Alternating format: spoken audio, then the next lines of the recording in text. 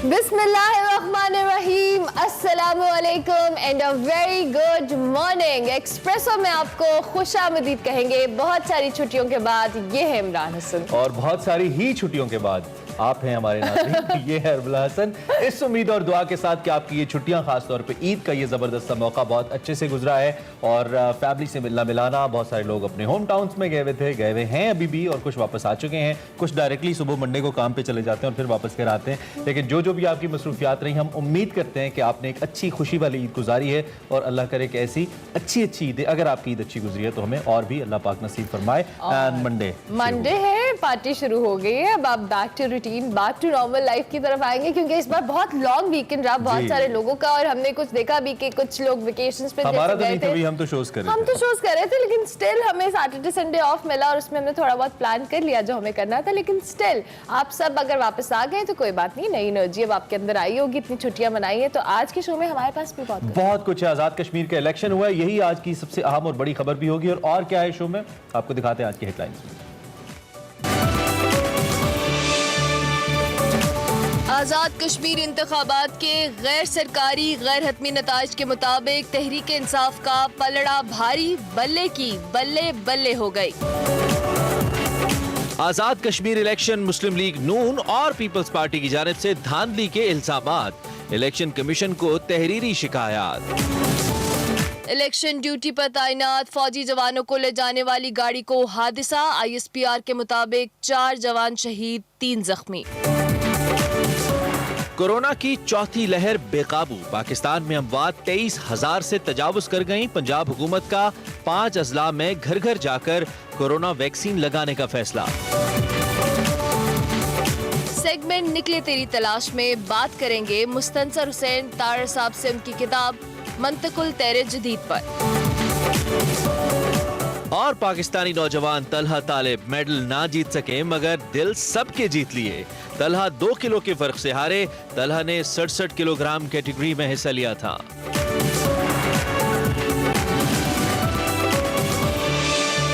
Headlines में बहुत कुछ है और आज हमने तलहा के हवाले से स्पेसिफिकली जबरदस्त। तलहा तालिब ने तो पूरी कौम का सर फखर से बुलंद कर दिया। और ऐसा नौजवान, ऐसे कई नौजवान हमारे पास आते हैं, लेकिन तलहा ऐसा नौजवान है जिसने बगैर किसी ट्रेनिंग के वाइल्ड कार्ड एंट्री दी और दुनिया में 5वें नंबर पे आ गए 67 की कैटेगरी में। इस पर हमने बात करनी है, हमारे लिए बहुत जबरदस्त है आज। लेकिन अभी आपको बताएंगे आज की बड़ी खबर।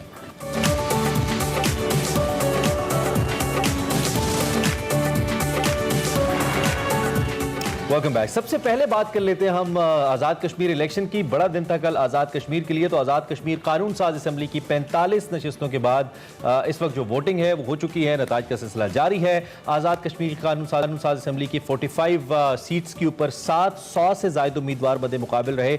33 नशिस्तों पर आज़ाद कश्मीर में पोलिंग हुई, जबकि 12 ऐसी नशिस्तें थीं जिस पर मुहाजिरीन के कोटे पर पाकिस्तान के दीगर सूबों में और दीगर हिस्सों में मुकीम कश्मीरियों ने जो अपना हक़ राय दही था उसे इस्तेमाल किया।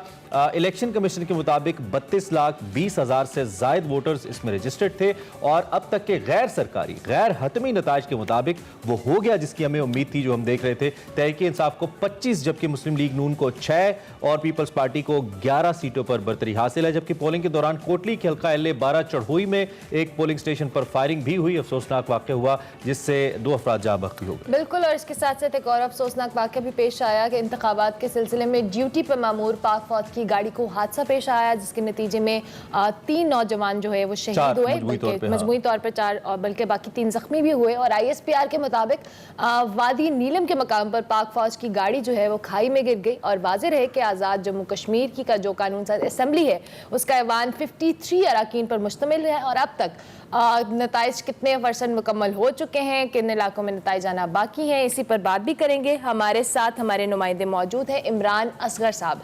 इमरान साहब, बहुत शुक्रिया कि आपने अर्ली इन द मॉर्निंग में ज्वाइन किया। वैसे तो एक्सपेक्ट कर रहे थे, और कल जिस तरह से हमने मुख्तलिफ रहनुमाओं की स्टेटमेंट्स भी देखी, मरियम नवाज साहिबा ने, बिलावल भुट्टो ने नताइज मानने से इनकार कर दिया, जो कि भी गैर सरकारी और गैर हतमी है। क्या अपडेट्स हैं आपके पास इस हवाले से? जी बिल्कुल, जिस तरह के आपको पता है कि इस कश्मीर इलेक्शन इंटरेस्टिंग हुआ उस वक्त जब तमाम पाकिस्तान की मरकजी जमातों के रहनुमा, इवन के हमारे वजीर आजम भी आज़ाद कश्मीर आए और इलेक्शन कैंपेन में हिस्सा लिया, लोगों को खासा मोटिवेट किया। इस सारी कैंपेन के असरात हमने कल देखे। कश्मीर एक ऐसा इलाका है जहां पर हसीन वादियां हैं, बड़े ज़बरदस्त मौसम है। आज भी जो है मीरपुर में ज़बरदस्त किस्म की बारिश हो रही है। लोगों की थकान जो थी कल पूरे दिन की, आज खूब इंजॉय कर रहे हैं लोग। तो अगर मजमूई तौर पर इलेक्शन को देखा जाए तो खासा पुरअमन रहा, लेकिन दो जो वाकयात अफसोसनाक पेश आए, जिससे आपने कहा कि पाक फौज के 4 जवान शहीद हुए और इसी तरह 2 जो सियासी कारकुन हैं वो भी जहां बाक हुए। लेकिन ओवरऑल अगर देखा जाए तो वोटर्स ने बड़ा ही जबरदस्त इसमें इंतखाब में जो है वो हिस्सा लिया। खासा जोशो खरोश था लोगों में, खवातीन बड़ी तादाद में घरों से निकली। अब अगर मजमूई तौर पर बात की जाए तो 32 लाख से जायद वोटर्स हैं और 19 लाख वोटर्स ने अपना हक रायदही इस्तेमाल किया। यानी कि आप ये कह सकते हैं कि तकरीबन 56% जो है वो शरह रही इस वोटिंग की। और हमने देखा कि लोग दूर दराज के इलाकों में जो है वो वोट पोल करने गए और उनकी यही कोशिश थी कि अपने मुस्तकबिल का जो नुमाइंदा है वो खुद से चुने, ताकि वो कानून साज असम्बली में बैठ सके और उनकी नुमाइंदगी कर सके। ओवरऑल अगर मीरपुर की बात की जाए, खासा पुरअमन रहा, लेकिन वही 3 जमातें जो थी, पाकिस्तान तहरीक इंसाफ, पाकिस्तान मुस्लिम लीग नून और जो है पाकिस्तान पीपल्स पार्टी, ये इन 3 उम्मीदवारों जो जमातों के जो उम्मीदवार थे उनमें कड़ा मुकाबला था। ठीक है, तो इमरान, एक तो ये कि हमने देखा कि आप भी, मतलब हमारी टीम मुसलसल 2-3 दिन पे सरगर्म अमल है। बड़ा मुश्किल ओबियसली होता है और पहाड़ी इलाका चुके हैं तो दूर दराज पोलिंग स्टेशन भी होते हैं। तो ओवरऑल आपने क्या ऑब्जर्व किया? लोगों के अंदर इलेक्टोरल प्रोसेस के अंदर हिस्सा लेने का जो जोशो खरोश था वो आपको नजर आया, या महज वही लोग सरगर्म हो पाए वोटिंग के लिए, वही लोग बाहर आ पाए जो कि डेडिकेटेड पार्टीज के कारकुनान थे या पार्टी के सपोर्टर्स थे, या आपको लगा कि आम शहरी भी इस अमल का मुकम्मल तौर पे हिस्सा रहे? क्या ऑब्जर्व किया आपने? इमरान, बिल्कुल जो हमारे मुशाहिदे में आया, आप यकीन माने कि 75 साला बुजुर्ग खवातीन और मर्द हजरात हमने देखे जो कि व्हील चेयर्स पे आए, मुख्तलिफ किस्म के वसाइल वो इस्तेमाल करके, यानी कि उनके लिए चलना मुहाल था, लेकिन लोगों ने वोट पोल किया और इसको बड़ा खुशाइन करार दिया कि ये जमहूरी एक हक है जो कि कश्मीरियों को मिला। और उसके साथ साथ जो सियासी रहनुमा थे, सियासी कारकुनान थे, जितने पोलिंग एजेंट्स थे, उन लोगों ने बड़ा किरदार अदा किया। इसमें कोई शक नहीं है कि लोगों को जो मोटिवेशन थी वोटर्स की, उसमें इन तमाम कारकुनों का, सियासी कारकुनों का बड़ा हाथ था। इन लोगों ने इनको ट्रांसपोर्ट्स भी फराहम की, दीगर जराए भी इनको दिए ताकि लोग जो है वो वोट कास्ट करें।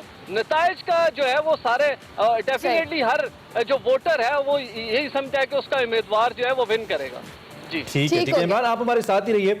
हमें इस वक्त सीनियर तज्जियाकार इम्तियाज गुल साहब भी ज्वाइन कर रहे हैं। उनकी जरा सियासी बसीरत से फायदा उठाते हैं और उनसे भी जरा पूछते हैं। वैसे तो उन्होंने प्रेडिक्ट भी किया था सब आओ और अपना एनालिसिस हमारे सामने रखा था, लेकिन इम्तियाज साहब, आप अभी इमरान साहब की बात भी सुन रहे थे जो कि लाइव हमें रिपोर्ट कर रहे थे और कल से मुसलसल हम देख भी रहे हैं जो रिजल्ट आ रहे थे। आपके लिए कुछ अनएक्सपेक्टेड तो नहीं है जो इस वक्त मैंडेट तहरीक इंसाफ का नजर आ रहा है फिल वक्त आज़ाद कश्मीर कानून साज असेंबली में? क्या आप इसको एक्सपेक्ट कर रहे थे और ये उस एक्सपेक्टेशन के मुताबिक है, उससे कम है या ज्यादा है? इम्तियाज साहब, देखिए, मेरी अस्सलाम वालेकुम पहले तो सबको। मेरी कश्मीर में कुछ सीनियर लोग हैं, उनसे बात हो रही थी तो उन्होंने कहा कि बड़ी अफसोस की बात है कि एक जहन बन गया हुआ है, माइंडसेट है कश्मीर में कि जब भी इलेक्शन होगा तो जीत उसी पार्टी की होगी या उसी पार्टी से ताल्लुक़ रखने वाले, हमदर्दी रखने वाले लोगों की होगी जो मरकज़ में यानी इस्लामाबाद में बरसर इक़्तिदार होती है।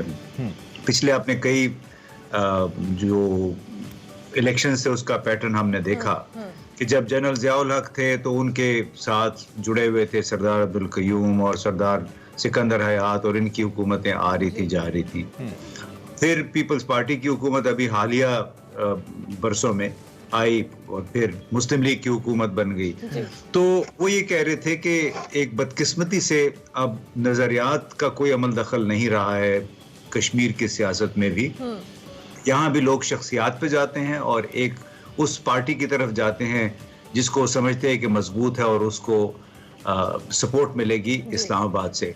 तो इसलिए मेरे लिए इसमें कोई अचंभे की बात नहीं। ठीक हो गया। अच्छा इम्तियाज गुल साहब, जिस तरह से हर इलेक्शन में यही होता है, पहले हम इलेक्शन के हवाले से कैंपेन करते हैं, बड़ी बड़ी बातें करते हैं, जब नताइज आते हैं तो हम कहते हैं जी हमने इन नताइज को मानने से इनकार कर दिया। ऐसा ही कुछ पीपल्स पार्टी और मुस्लिम लीग नून भी कर रही है। जिस तरह से हम राजा फारूक हैदर साहब की बात करें, उन्होंने कहा जी इलेक्शन में सारा स्टाफ तो पंजाब का था।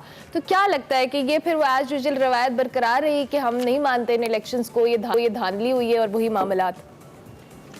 देखिए, इस पे तो आप जितना भी अफसोस करें उतना कम है कि मालूम नहीं हमारी सियासी जमातों में और बड़े सियासी रहनुमाओं में पुख्तगी कब आएगी। वो इसलिए कि कल मैं सुन रहा था पीपल्स पार्टी के क़यादत की तरफ से ये एतराज़ात आ रहे थे कि वोटर्स लिस्टों में गड़बड़ हुई है। वोटर्स लिस्टें तो बहुत पहले तैयार हो जाती हैं और सियासी जमातों का जो एक बड़ा काम तो अवाम को मोबिलाइज करना, दूसरा बड़ा काम उनका साथ साथ पूरे सिस्टम पे नज़र भी रखना होता है। इंतखाबात से पहले इंतखाबी फहरिस्तों की जांच पड़ताल करनी होती है। अगर सियासी जमातें अपने इस फंक्शन में नाकाम होती हैं तो उसके लिए आप इलेक्शन कमीशन को या दूसरे हुकाम को मोरद इल्ज़ाम नहीं ठहरा सकते हैं। और इसी तरह जो मैं ना मानूं वाली बात है, ये इस पे आप ये और भी काबिल अफसोस बात है कि जब आपको पता है माजी का बाकायदा एक ट्रेंड रहा है कि भाई जो इस्लामाबाद में हुक्मरान होगा वही तकरीबन मुजफ्फराबाद में भी जीत के आएगा। तो इस पे आप ये वावेला करने की क्या जरूरत है? बिल्कुल बात का बतंगड़ बनाना, एक उसको अंग्रेजी में कहते हैं कि कई हमारे रहनुमा जो है they have hit a new low, यानी और पस्ती में चले गए। और दिलचस्प अमल तो गुल साहब ये है कि जब अपने उम्मीदवार चाहे वो 2 या 3 ही हैं जीत रहे हैं तो वो ट्वीट्स कर रहे हैं कि फला जगह से हम जीत गए, अपने उस पर इंतखाबी नारे लगा रहे हैं, लेकिन जब रिजल्ट उनके हक में नहीं आ रहे तो उसके ऊपर एतराज़ है। मैं वापस आता हूँ जरा आपकी तरफ इमरान से, हम एक क्वेश्चन और करके फिर हम उनसे इजाज़त चाहेंगे। इमरान, वैसे तो आपने हमें सारी साल बताई इलेक्शंस को लेकर, अब इस वक्त चूंकि तहरीक इंसाफ का मैंडेट एक हमें नजर आ रहा है, पोस्ट इलेक्शन क्या सूरत हाल है, क्या नक्शा आप हमारे सामने रखेंगे? इलेक्शन तो हो गया, पोस्ट इलेक्शन अगर बात की जाए तो कश्मीर की वही रवायत है। कल तक हमने देखा कि लोग आमने सामने थे, एक दूसरे के खिलाफ नारे लगा रहे थे। अगर उम्मीदवारों ने अपनी हार जीत को एक्सेप्ट नहीं किया, लेकिन जो यहाँ पर लोग हैं वही लोग जो एक दूसरे के खिलाफ नारे लगा रहे थे, आज गले मिल रहे हैं, एक दूसरे को मुबारकबाद दे रहे हैं। पुरअमन हालात है, कारोबारी जिंदगी दोबारा से बहाल हो चुका है। किसी किस्म की कोई सियासी रंजिश जो है वो हमें देखने को नहीं मिल रही। कश्मीर के कोने कोने से हमने इस सारे इशू को रिपोर्ट किया, इक्का दुक्का जो है वो नाखुशगवार वाकयात भी पेश आए, लेकिन इलेक्शन होते ही नताइज का ऐलान होने के बाद तमाम वो लोग दोबारा से जुड़ गए। तो इमरान, क्या कोई मरकजी तहरीक इंसाफ की कोई मरकजी क़यादत अब भी यहाँ पे है, जैसे गंडापुर साहब या बुरात सईद वगैरह दीगर वुज़रा यहाँ पे आते रहे हैं, क्या इलेक्शन जीतने के बाद भी कोई मरकजी क़यादत पहुंची है तहरीक इंसाफ की यहाँ पे?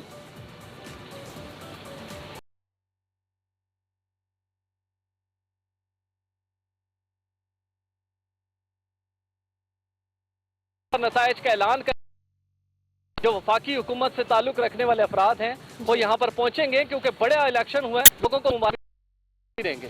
ठीक हो गया Imran, thank you very much कि आपने हमें अपडेट किया। इस सबसे इम्तियाज गुल साहब हमारे साथ मौजूद हैं। वक्त हुआ है ब्रेक का, ब्रेक के बाद वापस आएंगे और इसी हवाले से मजीद डिस्कशन करेंगे। आप देखते रहिए express. Welcome back to Expresso. Program को आगे बढ़ाते हैं और बात करें हम आज़ाद कश्मीर इंतखाबात के हवाले से। इस वक्त इम्तियाज गुल साहब सीनियर तज्जियाकार हमारे साथ मौजूद हैं और उनका तज्जिया ये है कि एक टिपिकल जो एक रिवायत है उस रिवायत से हटकर कश्मीर में वोट नहीं किया या रिजल्ट्स नहीं आए, वही रिजल्ट्स हैं जो पहले आते रहते हैं। लेकिन इससे हम अब थोड़ा सा आगे बढ़ते हैं। ओबियसली इलेक्शन हो गए, बड़ा अहम एक मरहला था। इम्तियाज गुल साहब, 3 ऐसे उम्मीदवार थे जो साबका वज़ीर आज़म भी रह चुके हैं, जिसमें बैरिस्टर सुल्तान साहब हैं, राजा फारूक हैदर हैं, सरदार अतीक हैं। ओबियसली राजा फारूक साहब तो नून लीग से उनका ताल्लुक है, लेकिन सरदार अतीक साहब और बैरिस्टर सुल्तान साहब और उसके साथ साथ सरदार तनवीर इलियास साहब, जिनका बहुत नाम लिया जा रहा था तहरीक इंसाफ को लेकर, जो बड़े सरगर्म भी रहे कि ये बड़े ख़ास तौर पर सरदार इलियास और बैरिस्टर सुल्तान साहब बड़े स्ट्रॉन्ग कंटेस्टेंट हैं वज़ीर आज़म के लिए। तो आप इस सूरत हाल को अब तहरीक इंसाफ के लिए कैसे देख रहे हैं? ये ऊँट किस करवट बैठता आपको नज़र आता है अब जब नंबर्स गेम बेहतर नज़र आ रही है? तो देखिए, उसमें बैरिस्टर सुल्तान को ज़ाहिर है चूँकि वहाँ पे सरबराह हैं PTI के, तो और उनका साबका तजुर्बा भी है। उनकी शोहरत कोई बहुत अच्छी नहीं है कुछ उमूर ज़िंदगी के कुछ उमूर के हवाले से, लेकिन हो सकता है कि वो ऑर्गेनाइज़र अच्छे हों जिसकी वजह से PTI को उन्होंने वहाँ पे काफ़ी वोट दिलवा दिए हैं। लेकिन आपको मालूम है पाकिस्तान तो नवाबों का, सरदारों का मुल्क है, ख़ास तौर पे जब सियासत की बात आती है। और नवाब, सरदार या जो ज़्यादा बड़ा सरमादार है, सरदार इलियास जो है आपको मालूम है वो बहुत बड़े सरमाकार हैं वो तो।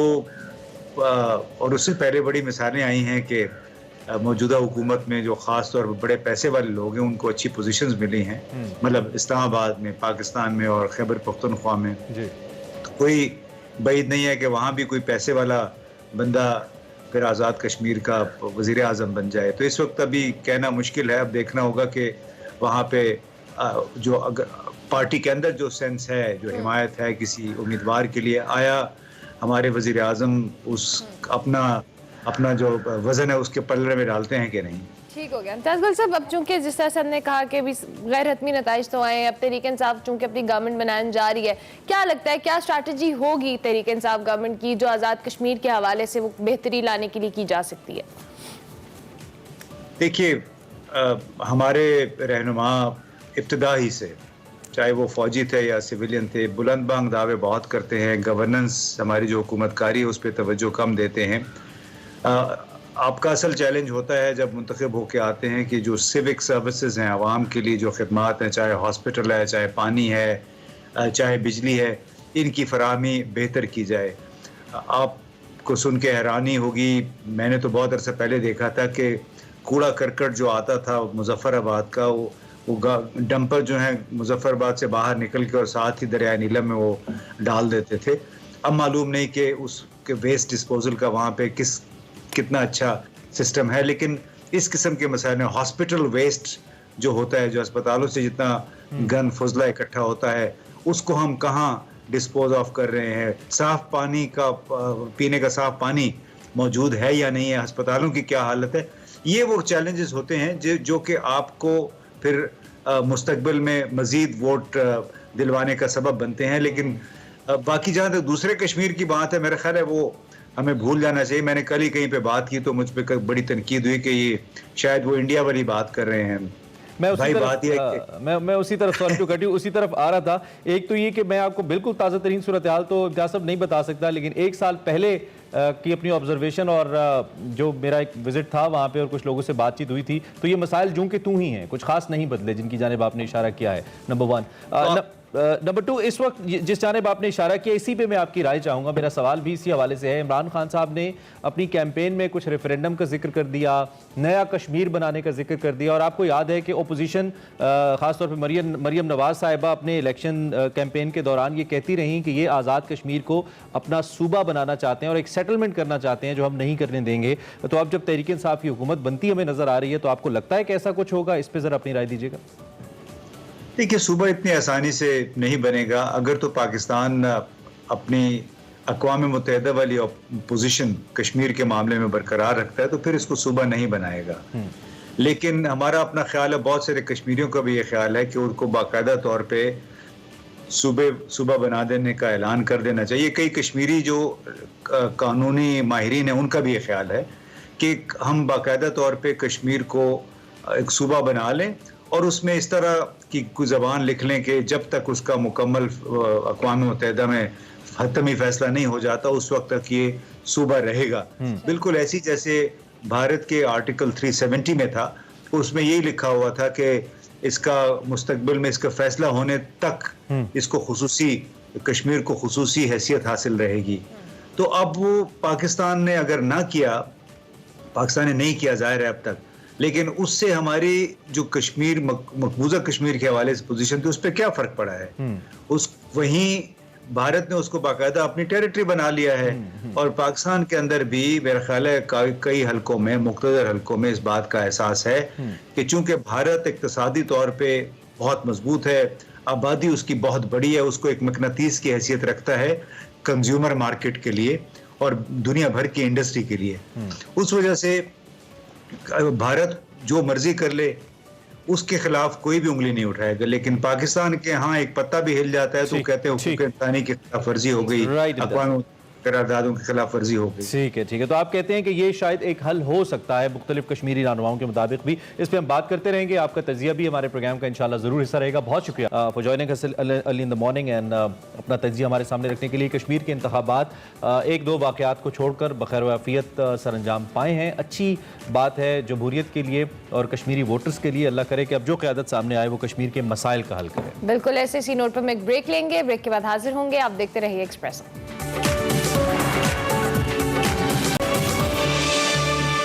एक्सप्रेसो में आपको एक बार फिर से खुशामदीद कहेंगे। बात करेंगे कोरोना की चौथी जो वेव है उस हवाले से, और कराची में इसके केसेस में मुसलसल इजाफा हो रहा है। हम भारतीय वायरस डेल्टा के हवाले से, वेरिएंट के हवाले से बात करें, लेकिन ओवरऑल जो कराची में सिचुएशन है, अस्पतालों पे शदीद दबाव भी है। महकमा सेहत सिंध के मुताबिक कोरोना मरीजों की तादाद जो है जून 2021 के मुकाबले में रिकॉर्ड सतह पर है। कराची के 4 बड़े हॉस्पिटल से बात की जाए तो उसमें कोरोना के बहुत सारे मरीज एडमिट हो चुके हैं और तादाद जो है वो 1100 से जायद हो चुकी है। जबकि कोरोना मरीजों की बढ़ती तादाद का सबब भारतीय जो वेरिएंट है, डेल्टा वेरिएंट, उस हवाले से उसकी एक मेन रीजन है। दूसरी जानिब सिंध हुकूमत ने आज से शादी और दीगर तकारीब के इनेकाद पर पाबंदी भी आयद कर दी है। नोटिफिकेशन के तहत सिंध में शॉपिंग मॉल्स और दीगर कारोबार जो है वो शाम 6 बजे से सुबह 6 बजे तक बंद रखा जाएगा और तफरीह मकामात पर भी मुकम्मल पाबंदी होगी। बिल्कुल, और आपने तो सिर्फ ये कहा कि एडमिट हो चुके हैं, मेरे ख्याल में हॉस्पिटल्स भर चुके हैं। अब वो एक सैचुरेशन पॉइंट है, वो आ चुका है।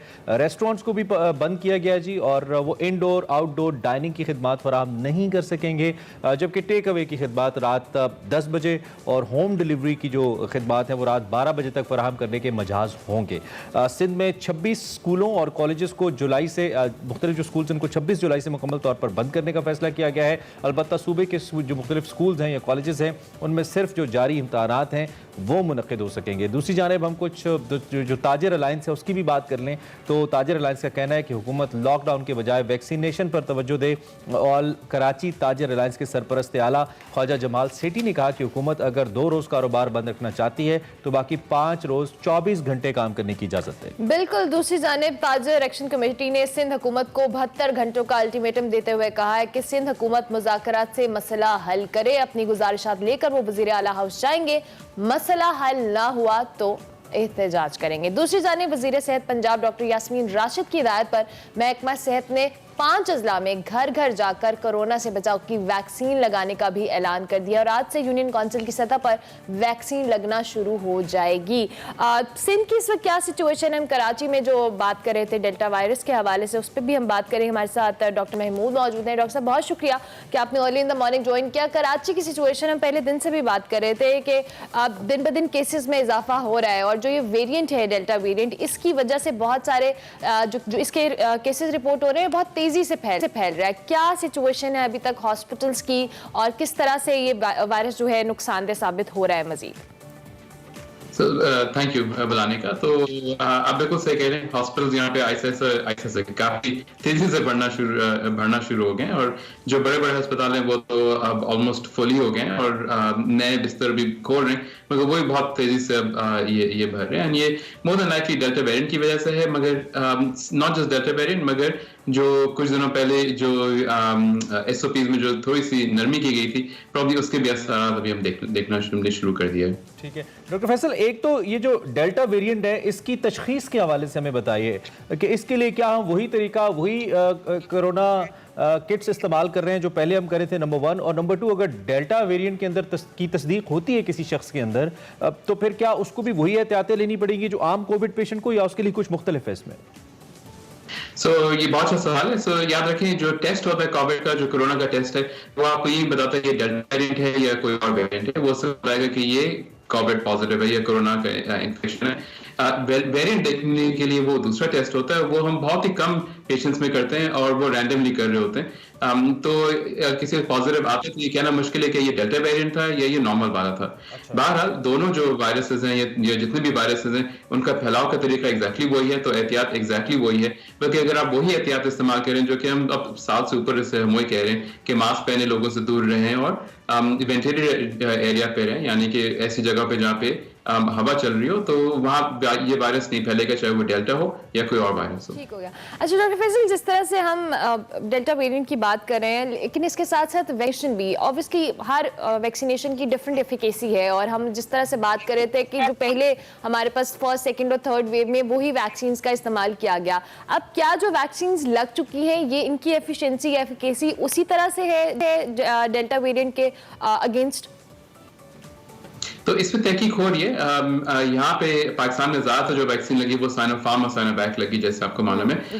और इसकी जो इब्तदाई तहकीक आ रही है वो ये आ रही है कि ये वैक्सीन काम करेंगी डेल्टा वेरिएंट के खिलाफ। शायद इतना मॉन्स्टर नहीं है, मगर डेफिनेटली काम करती हैं। इसके साथ एस्ट्राजेनेका भी काम करती है और फाइजर भी काम करती है। तो वैक्सीन काम करती है, मगर याद रखें जो शरह है, जितने लोगों ने वैक्सीन लगाई है वो भी बहुत कम है। तो हम वैक्सीन के जो इफेक्ट है वो अभी नहीं देखना शुरू करेंगे जब तक ज्यादा लोग वैक्सीनेट ना हो जाएं। अच्छा, चूंकि एक वैक्सीन का काम, आप तो डॉक्टर हैं तो आप ओब्वियसली बेहतर बता पाएंगे, एंटीबॉडीज जनरेट कर देना है और वो जो रेजिस्ट कर पाए इस वायरस के अगेंस्ट।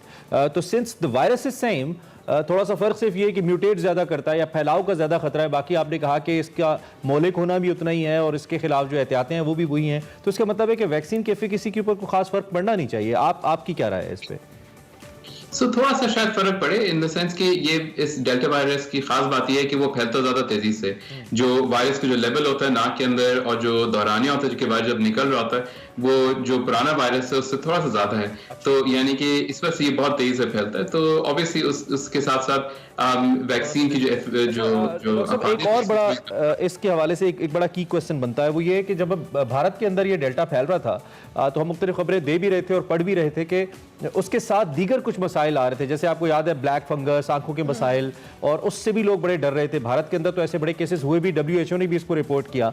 तो खुदा न खास्ता कहीं पाकिस्तान में भी ऐसी कोई सूरत हाल तो नहीं है कि कोरोना के साथ कोई ऐसी बीमारी मजीद जुड़ जाए जिससे मजीद खतरा या नुकसान हो सकता है? डॉक्टर साहब, हाँ, सो देखिए ब्लैक फंगस जो है वो हमने डेल्टा फेस्ट से पहले भी देखा था। कई केसेस यहाँ आफान में भी आए हैं और कराची के दूसरे जो अस्पताल है उनमें भी आए हैं ब्लैक फंगस का। और इसका डेल्टा वेरिएंट से इतना ताल्लुक नहीं जितना कोविड से ताल्लुक है, कोरोना से ताल्लुक है। और अगर आपके पास 1000, 2000, 5000 केसेस आ रहे हैं तो ऑब्वियसली जो इनके कॉम्प्लिकेशन की शरह में भी इजाफा होता है। ठीक हो गया। अच्छा डॉक्टर साहब, चूंकि अब जिस तरह से हम तो बार बार कह रहे हैं लोगों को कि अभी भी SOPs को फॉलो करें, मास्क का इस्तेमाल करें, लेकिन उसके साथ साथ जिस तरह से लॉकडाउन में नरमी की गई थी, अब गवर्नमेंट को इस हवाले से मजीद क्या करना है? क्योंकि अब दोबारा से कराची या सिंध की तो हम बात करें, वहाँ पे पाबंदी लगाई गई है, थोड़ी रिस्ट्रिक्शन की गई है, लेकिन अल्लाह ना करे जैसे सिचुएशन जिस हिसाब से बढ़ी है, जिस हिसाब से वायरस फैल रहा है, गवर्नमेंट की क्या स्ट्रैटेजी होनी चाहिए? एज अ डॉक्टर आप क्या सजेस्ट करेंगे? ये एक्चुअली बहुत अच्छा सवाल है, यानी बहुत मुश्किल सवाल है। बिकॉज अगर आप देखें तो पंजाब और सिंध के अंदर जो रेट का जो इजाफा होता है केसेस का, वो यकजा नहीं होता। अगर आपको याद पड़ता है पहले लाहौर में केसेस बहुत ज्यादा थे और उस जमाने में सिंध में बहुत कम थे, और इस दफा ये अब उलट हो गया। एंड आई थिंक ये बहुत जरूरी बात है कि हर सूबे को देखने की जरूरत है कि उनके रेट्स क्या हैं, उसी हिसाब से वो SOPs या जो लॉकडाउन है, जो भी है रिस्ट्रिक्शंस हैं, वो अप्लाई करें। और ये बिकॉज हर जगह जो है वो थोड़ा सा मुख्तलिफ है दूसरी जगहों से। बिल्कुल। Thank you very much doctor Faisal Mahmood कि आप हमारे साथ मौजूद थे। कोविड के हवाले से अपडेट है। कराची की सिचुएशन कुछ इतनी अच्छी नहीं है, केसेस में बहुत ज्यादा इजाफा हो रहा है, तो दोबारा लॉकडाउन की तरफ बिल्कुल। और ये ओवरऑल हम सबको एहतियात साथ साथ सबसे इम्पोर्टेंट आपने वैक्सीनेशन जरूर करवानी है। अच्छा जी, कोविड के हवाले से तो बात की, अब एक अच्छी खबर भी शामिल करेंगे और आपको बताएंगे कि सऊदी खबरें भी होती हैं हमारे पास होती हैं कभी कभी। सऊदी अरब के वजारत हज उम्रा ने गैर मुल्की ज़ायरीन को उम्रा अदा करने की इजाजत देने का ऐलान कर दिया है। वजारत हज उम्रा की जानिब से किए जाने वाले ऐलान के मुताबिक 1 मुहर्रम हराम से गैर मुल्की आज़मीन को उम्रा अदायगी की इजाजत होगी। ज़ायरीन SOPs के तहत सऊदी अरब पहुंचेंगे, जिसके लिए सऊदी अरब की जो मंजूर शुदा वैक्सीन है उसकी दोनों खुराकें लगवाना लाजमी। तो आपने अगर अभी वैसे नॉर्मली भी वैक्सीन करवानी है और आपका मुहर्रम या उसके बाद उम्रे का इरादा है, तो जरा वैक्सीन के हवाले से कंफर्म कर लीजिएगा कि आपको कौन सी वैक्सीन लगवानी है ट्रैवल करने के लिए। इत्तलात ये है कि गैर मुल्की ज़ायरीन को मरहलावार उम्रा अदायगी की इजाज़त दी जाएगी। सऊदी जो वजारत हज उम्रा है उसने दरख्वास्त देने के लिए तरीक़ाकार के हवाले से अभी वजाहत नहीं की है। हाल ही में आपको याद है हमने बताया भी था 60,000 आज़मीन ने फ़रीज़ा हज अदा किया था, फ़रीज़ा मुक़द्दसा अदा किया था, और इस दौरान कोरोना का अल्हम्दुलिल्लाह कोई केस भी रिपोर्ट नहीं हुआ था। तो ये अच्छी बात है कि सऊदी गवर्नमेंट प्रोसीड कर रही है, इस अमल को रोक नहीं रही है। और वो लोग जो कि हरम पाक में जाने के लिए बहुत ज़्यादा चाह रहे थे कि कब हमें दोबारा से इजाज़त मिले, हम जाएं, तो अल्लाह ने दोबारा से रास्ते खोले हैं। अल्लाह करे कि ये वबा भी कम हो और लोग दोबारा से जाएं। और वैक्सीन के हवाले से आप जरूर अपडेटेड रहिएगा कि कौन सी वैक्सीन, क्योंकि एक फिर दोबारा नहीं लगती। बिल्कुल, आपको इसलिए हवाले से कि पहली रोज भी आप वही लगवाएं जो आपको वहां पर अब जो अप्लाई हो रही है और सारी सिचुएशन है। इसी नोट पे जी हम एक ब्रेक लेंगे, ब्रेक के बाद हाजिर होंगे। आप देखते रहिए एक्सप्रेस।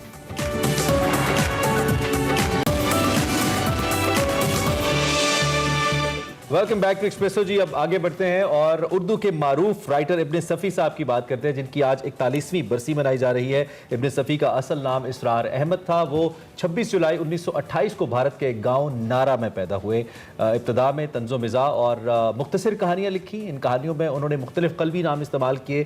ताहम 1948 में उनकी लिखी पहली कहानी फरार शाये हुई और सन 1951 में उन्होंने जासूसी दुनिया के नाम से एक रिसाला जारी किया, जिसमें इब्ने सफ़ी के क़ल्बी नाम से इंस्पेक्टर फरीदी और सार्जेंट हमीद के किरदारों पर मुश्तमिल सिलसिले का आगाज हुआ, जिसका पहला नॉवेल दिलेर मुजरिम मार्च 1952 में शाये हुआ और 1957 में इब्ने सफ़ी ने असरार पब्लिकेशंस के नाम से एक इदारा कायम किया, जिसके तहत जासूसी दुनिया का पहला नॉवेल ठंडी आग शाये हुआ।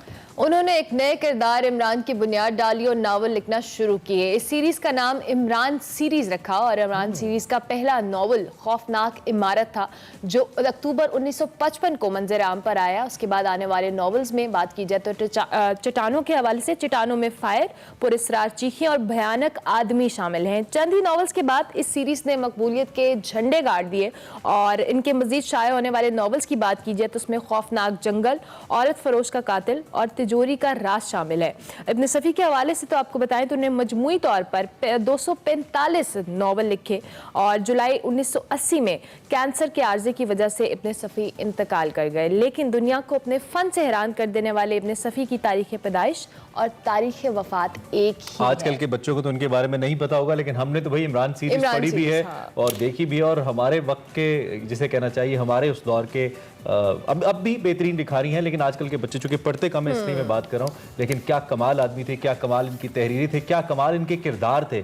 और सबसे बड़ी खूबी इनके किरदार की ये होती थी कि हम उस किरदार से अपने आप को रिलेट कर लेते थे। इनका हीरो हमारा हीरो बन जाता था और फिर जिस तरीके से जो उसके साथ मुश्किलात आती थी या वो किरदार आगे बढ़ता था, उसी तरह से हमें ऐसा लगता था कि हम उसके साथ साथ जी रहे हैं, साथ साथ चल रहे हैं। और एक राइटर की खूबी होती है। और जब आप कुछ पढ़ रहे हो और आप उससे खुद को रिलेट कर रहे हो तो उसी वक्त आपकी जो कह लेना तहरीर का जो इंटरेस्ट लेवल है, उसका चार्म है, उस वक्त डेवलप हो जाता है। और वही बात कि इमरान सीरीज में बहुत सारे लोगों ने पढ़ी हुई और हम रिलेट भी करते थे, क्योंकि जिस तरह से उसको लिखा गया था, जिसमें उसमें अक्कासी की गई थी। लेकिन आजकल के बच्चे वही बुक रीडिंग की जो हैबिट्स हैं उस तरह से नहीं है। अच्छा, हॉरर फिल्म्स और हॉरर जो थ्रिलर फिल्म्स होती हैं, इनके जरिए तो एक जो व्यूअर है उसको कन्विंस करना या उसको एंगेज करना आसान होता है। आपके पास आवाज का सहारा है, तस्वीर का सहारा है, विजुअल्स हैं। लेकिन किताब और तहरीर के जरिए एक थ्रिल क्रिएट करना, वो शायद इब्ने सफ़ी का ही एक कमाल था, उन्हीं का एक खासा था। खैर, आज हम उनको याद करें, उनकी बरसी है और अल्लाह उनको गरीब की रहमत करें। उनकी तहरीरें आज भी कमाल हैं। आप अपने बच्चों को और जो बच्चे देख रहे हैं वो जरूर पढ़ें, उनकी तहरीर आपको मजा आएगा। इंपॉर्टेंट। लेकिन उसके साथ साथ जी अभी हमने जो कि इब्ने सफ़ी को हमने ट्रिब्यूट तो पेश किया, लेकिन उसके साथ साथ एक वीडियो है जो हमने आगाज में आते ही कहा था कि लोग खौफनाक वीडियो है। खौफनाक ये वीडियो जी कुछ इस तरह से है कि यहाँ पर जो लोग सैरो तफरी के लिए ईद की छुट्टियों में गए थे। ये कोई गाड़ियों का लगता है, कोई मेला? नहीं भाई, ये एक्सप्रेस हाईवे है। अच्छा, ये ओके जी, ये बेसिकली वो सड़क है जो कागार नारायण की जानिब जा रही है। बालाकोट का ये इलाका है हमारी इत्तला के मुताबिक, और एक लंबी कतार है। और ये कतार में बहुत सारे लोगों को डराना चाहिए था और डरे भी है मेरे ख्याल से, लेकिन स्टिल जो लोग फंसे तो लिहाजा मैं हैरान हूं इन लोगों पे। कल किसी ने बड़ी खूबसूरत बात की, उन्होंने कहा सारे इकट्ठे आ गए, सारे इकट्ठे आ गए। तो इसलिए प्लानिंग इज वेरी इंपॉर्टेंट। आप क्योंकि हमारे यहाँ लोगों को एंटरटेनमेंट के मौके कम मिलते हैं, छुट्टियां कम मिलती हैं, जैसे मिलती हैं फिर हम रुख करते हैं पहाड़ी इलाकों का। लेकिन अनफॉर्चुनेटली हमारे पास उस तरह से एक हद तक टूरिस्ट को केटर किया जा सकता है और यही हुआ। एक दिलचस्प एंगल हमारे पास ये, एक जानिब हम कहते हैं पेट्रोल में, दूसरी जानिब हम पहाड़ों पे चले जाते हैं। और हमें ये मालूम पड़ा, हमें ये भी रिपोर्टेडली पता चला है कि सवात के अंदर पेट्रोल की किल्लत हो गई, पेट्रोल मिल नहीं रहा था, इतना ज्यादा वहां पे गाड़ियों का रश था। एक जानिब ये बहुत ही अच्छी खबर है डोमेस्टिक टूरिज्म के लिए कि लोग दोबारा से घरों से निकल रहे हैं, पुराने इलाके हैं, ये लोग घूमने फिरने के लिए जा रहे हैं। लेकिन दूसरी जानिब एक मिसमैनेजमेंट लोगों की तरफ से भी और इंतजामिया की तरफ से भी, मेरे ख्याल में एक मुकर्रर मिकदार या तादाद से ज्यादा गाड़ियों को जाने नहीं देना चाहिए, रोक देना चाहिए। और पहले आइए पहले पाइए की बुनियाद पे आप सैर कर सकते हैं। बहरहाल आई होप कि आप वापस आ चुके हैं और घरों में अब सुकून और प्लानिंग इज वेरी इंपॉर्टेंट। चलिए, घबराना नहीं है, कोई बात नहीं। ब्रेक लेते हैं, ब्रेक के बाद हाजिर होकर आप देखते रहिए एक्सप्रेस।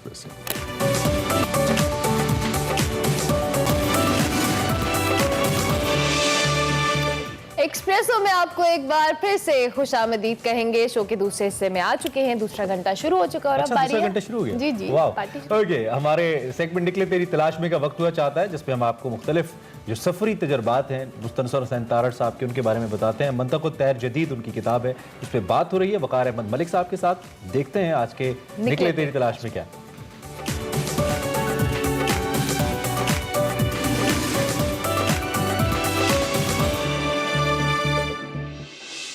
अस्सलाम वालेकुम नाज़रीन, मैं हूं वकार अहमद और आप देख रहे हैं निकले तेरी तलाश में।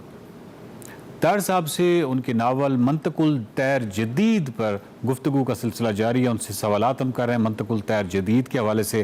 तार साहब, इन्हीं सवालात का सिलसिला हम जारी रखते हैं और आपसे सवाल ये है मंतकुल तैर जदीद के हवाले से, आपसे सवाल ये है कि इल्म का एक ज़रिया तो सर साइंस है, यानी हिस्सियात के जो तजर्बे में जो चीज़ें आती हैं, जो काबिल मुशाहिदा होती हैं, जिनको जो रेप्लिकेट हो सकती हैं, जिनको दोहराया जा सकता है, उनको हम साइंस कह लें, तो एक ज़रिया इल्म ये हो गया।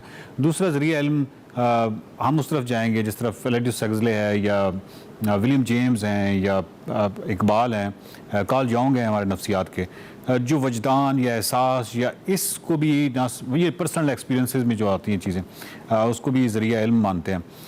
तार साहब, आपकी जो बाद में आने वाली तहरीरें हैं, यानी जिस तरह भी हम मंतकुल तैर जदीद की बात करें या, तो उसमें आपका टिल्ट या आपका रुझान इसी तरफ नुमाया सा नहीं नज़र आता? मतलब ये एक मैं बहसीत कारी आपसे पूछ रहा हूँ।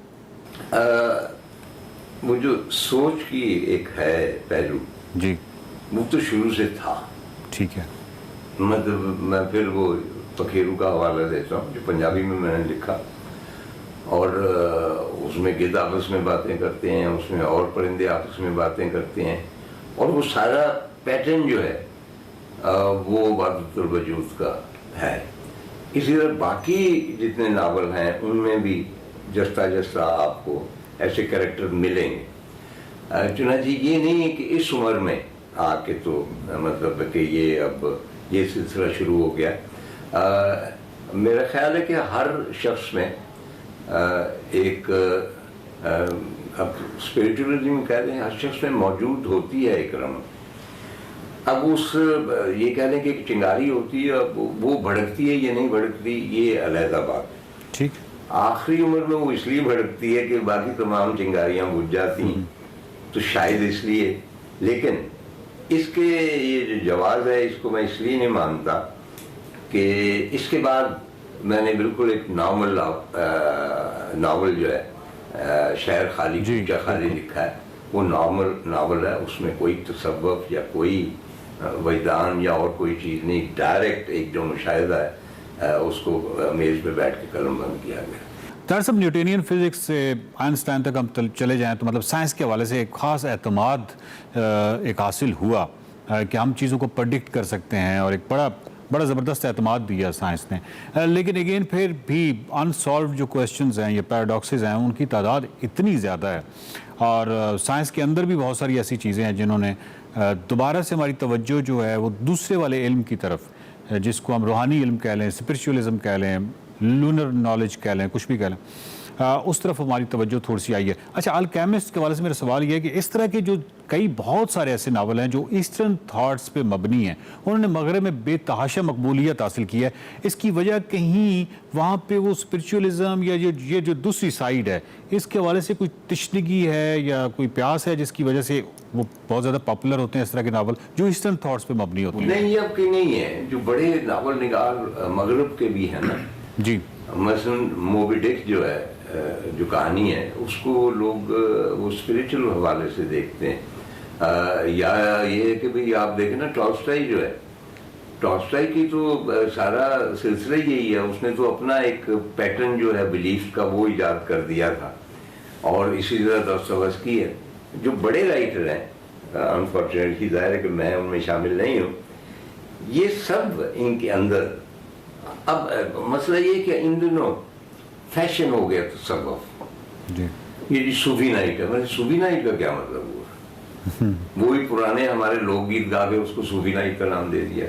हर बंदा जो है तसव्वुफ की एक जाली सी चादर ओढ़े बैठा हुआ है, कोई बाबा बन के बैठा हुआ है, कोई कुछ बन के बैठा हुआ है। ये फैशन हो गया।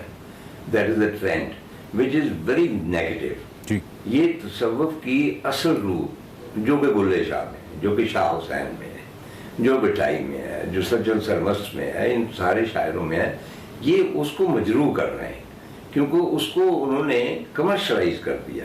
तो मैं उस तसव्वुफ की बात नहीं कर रहा। ठीक है, बिल्कुल।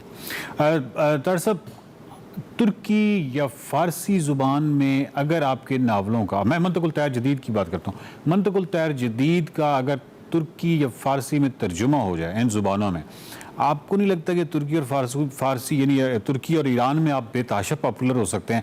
मंतकुल तैर जदीद में जिन मौज़ूआत पे आपने बात की है उस हवाले से कह रहा हूँ। पिछले दिनों एक्चुअली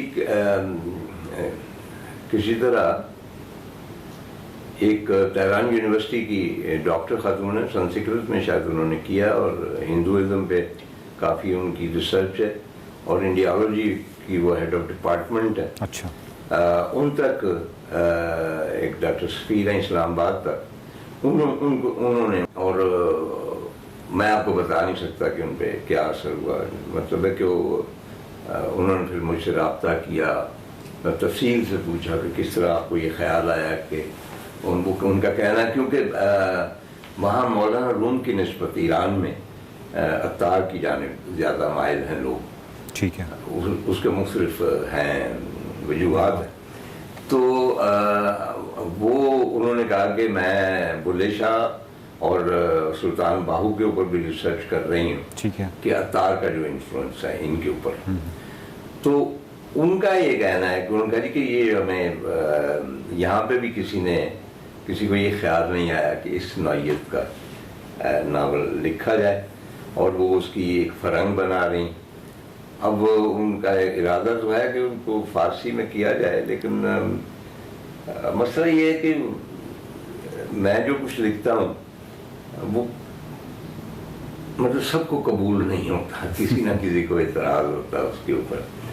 तो इसलिए मुझे नहीं मालूम कि वहाँ पे फारसी में वो होगा ट्रांसलेट और उसको जो है ईरानी लोग वो किस तरह कबूल करते हैं या नहीं करते। लेकिन ये है कि वहाँ पे तेहरान यूनिवर्सिटी में बाकायदा इस पे काम हो रहा है और मेरे बाकी बल्कि उन्होंने मंगवाए नावल मसन जो है खज़ो खाशाब ज़माने, उसका लास्ट चैप्टर टोटली अत्तार के परिंदों के हवाले से है, लेकिन वो जो है हीरो हीरोइन वो उन परिंदों का रूप धार जाते हैं और वो भी उन्हीं 7 वादियों से गुजरते हैं। नावल भी अत्तार के परिंदों के नाम है। इसी तरह ही और भी जो हैं मेरे कई नावल जो हैं उनमें ये परिंदों के हवाले आते हैं जी। बल्कि वो मतलब एक कैरेक्टर जो है वो परिंदा बन के तो गायब हो जाता है। तो वो आप जो कह रहे हैं ना कि स्पिरिचुअलिज्म वगैरह, अब मतलब वेस्ट में गार्सिया मार्केज और बाकी जितने भी हैं साउथ अमेरिकन, उनकी भी पॉपुलैरिटी की एक वजह है कि वो मिथ्स की तरफ गए जी। अपने आबाओ अजदाद की जो हम कहानियाँ सुनते हैं, जादुई जो है हकीकत पसंदी, बुनियादी तौर पे हमारी जितनी दास्तानें वो सारी जादुई हकीकत। क्योंकि मुझे किसी ने पूछा कि जी पखेरू में और परिंदे में ये जादुई हकीकत पसंदी है और आपने वहाँ से लिए, मैंने कहा मैंने उसको बाद में पढ़ा है गार्सिया को। ये जो मैंने दास्तानें अमीर हमजा और बाकी जो दास्तानें हैं वो पढ़ रखी हैं जिनमें एकदम कोई चीज़ अपील होती है, गायब हो जाती है, ये वहाँ से आया है। चुनाचे जो वहाँ की हकीकत पसंदी है जादुई मेडिकल रियलिज्म वो अलग है, हमारी अलग है, तो वो भी इसके बारे में लिख रहे हैं। दरअसल आपकी एक बहुत बड़ी और प्राइमरी और बुनियादी शनाख्त कहना चाहिए एक सयाह की भी है, एक टूरिस्ट की भी है। आपका ये जो नावल है मंतकुल तैर जदीद, इसमें हम देख रहे हैं कि वो परिंदे जो हैं वो उनको आप सयाह ही कह लें, यानी एक टूरिस्ट है। हमारे जितने सूफिया हैं वो सारे के सारे टूरिस्ट या एक सयाहत के हवाले से उन्होंने बहुत लंबे लंबे सफ़र किए। तो बहसियत सयाह आप बताइए, बहसियत टूरिस्ट आप बताइए कि जो टूर होता है या सयाहत होती है ये कितना हमारे नफ्सियात पे असर करती है, किस हद तक ये मुआविन साबित होती है और हमारी नफ्सियात के हवाले से, और कितना एक्सपोजर देती है? मैं महसूस करता हूँ ये मतलब है कि एक्सेप्शन हैं, ये नहीं है कि, लेकिन आप देखेंगे कि जितने भी औलिया कराम थे वो बुनियादी तौर पर सब के सब आवारगर थे, एक जगह टिक के नहीं बैठे। आप उनकी हयात का मुतालिया करें कि वो कहाँ से निकलते हैं और कहाँ जाते हैं और किधर पहुँचते हैं। देखिए ना मौलाना रूम जो है वो बल्ख से निकलते हैं, बल्ख में वो पैदा हुए और उसके बाद मतलब नीचे आते हैं, तबरेज वगैरह में आते हैं, उसके बाद दमिश्क भी जाते हैं, उसके बाद फाइनली तुर्की में कोनिया में जाके सेटल होते हैं। उसके अलावा भी वो बहुत सारे खितों में इसी तरह आप किसी भी बड़े सूफी को ले लें, बाबा नानक को ले लें जी। बाबा नानक ने भी पूरा हिंदुस्तान भी घूमा, अरब वर्ल्ड में भी गए। किसी भी बड़े सूफी को आप ले लें, उसके अंदर एक मतलब जो आवारगी की हिस्सा होती है, वो क्यों होती है? क्योंकि वो अपना जो एक जिस सच में वो रह रहा है, वो उसको ब्रेक करके दूसरे सच की जानब जाना चाहते हैं, और वो तभी होगा जब आप अपना मुकाम छोड़ेंगे और किसी और मुकाम पे पहुंचेंगे। तो उसमें मुझे एक चीनी हकायत याद आती, मेरी बड़ी फेवरेट है, कि एक उकाब एक मछली को चोंच में दावे उड़ान कर रहा था, तो वो मछली खिसक गई उसकी चोंच से, वो सीधी नीचे कुआं था, उसमें जाओ, कुएं में चंद मेंढक रहते थे। वो दराम से एक छोटी सी मछली थी, वो आके गिरी ना, तो मेंढक बेचारे हैरान कि ये क्या चीज आके गिरी। उसके बाद उसने तैरना शुरू किया, उन्होंने मछली देखी नहीं, तो उन्होंने मुझसे उससे पूछा, मैं कह रहा हूँ मुझसे, वैसे मैं भी कोई मछली, तो उससे पूछा कि भाई तुम कहाँ से आई? उसने कहा मैं दरिया से आई। उन्होंने कहा दरिया क्या होता है? वो कहता उसमें पानी होते हैं।